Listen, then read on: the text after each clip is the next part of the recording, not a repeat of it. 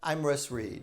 This third segment, I explore the painting 24 Feet and the scriptures where Jesus washes all of 12 of the disciples' feet.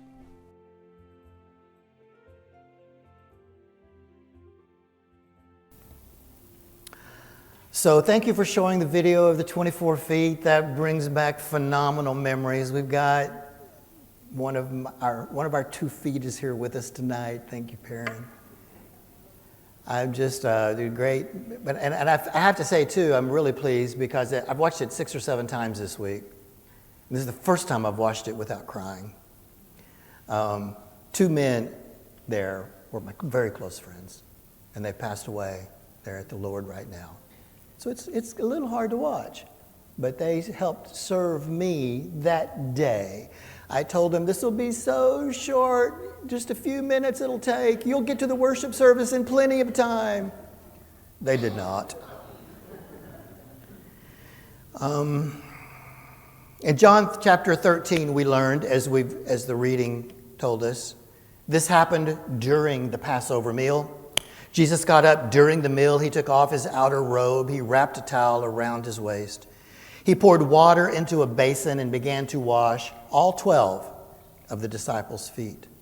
He also dried their feet with a towel. And when he got to Peter, Peter initially refused the offer. Do you see Peter there with his feet pulled back? No, not me, Lord.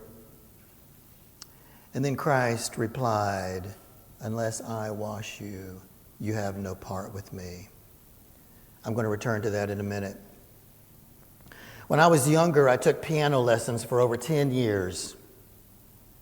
And I knew I didn't want to be a piano player all my life. That was not going to be my career.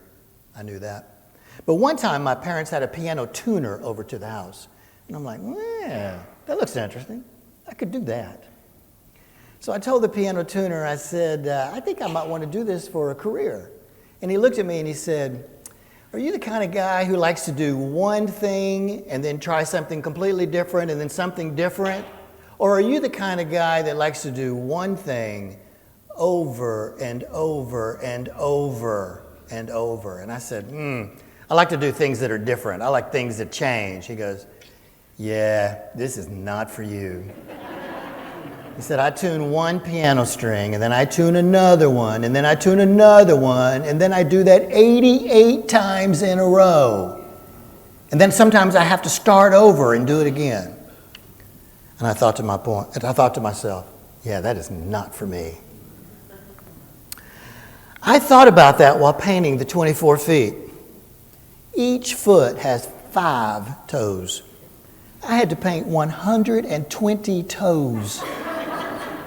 There are more toes in that painting than there are keys on your piano. And I thought to myself, what have you got yourself into? We have to talk for a minute about Judas. I think this is important. It is clear that Judas Iscariot was in the room. He didn't leave until a bit later.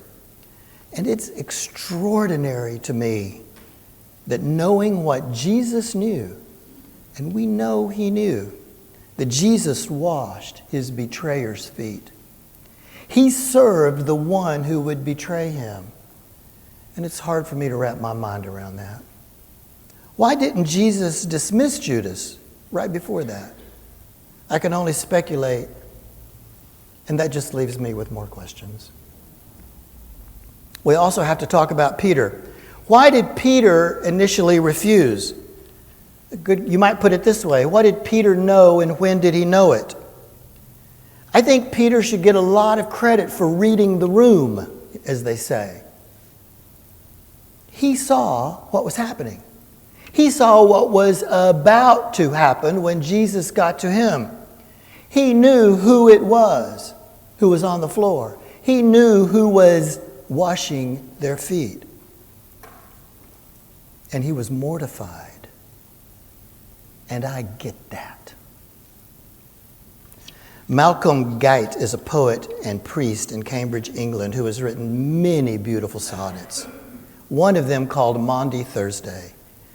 In this poem, Malcolm writes, The God of love is kneeling at our feet. Can you imagine that? That is hard for me to comprehend.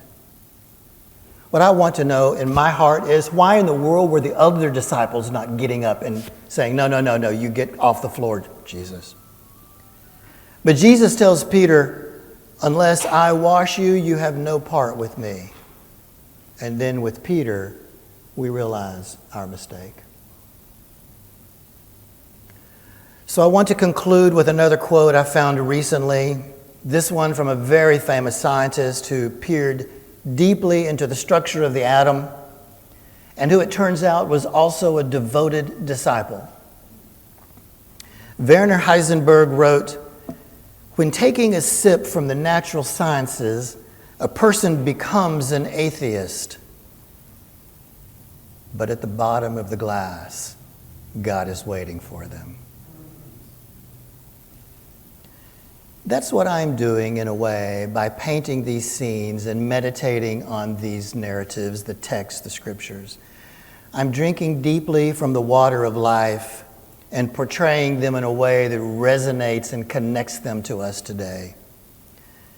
I have found that at the bottom of this glass, God is waiting for us. So I'll ask you as we close here, and all these stories that you've heard tonight, who would you aspire to be? How can you serve others with humility and help carry their burdens? Thank you. Amen.